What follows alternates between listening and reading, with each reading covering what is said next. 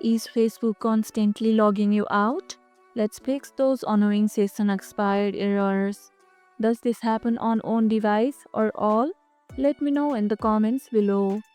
First, clear the Facebook cache completely. Disable VPNs temporarily.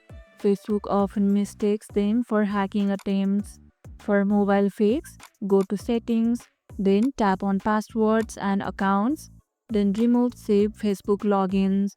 For persistent issues, turn off two-factor authentication temporarily, then re-enable it. Still happening? Try Facebook Lite app. It handles session more reliably. Is your Facebook stable now? Let me know in the comments below. If this video helped, hit the like button, share it, subscribe and leave a comment. Thanks for watching and I'll see you in the next one.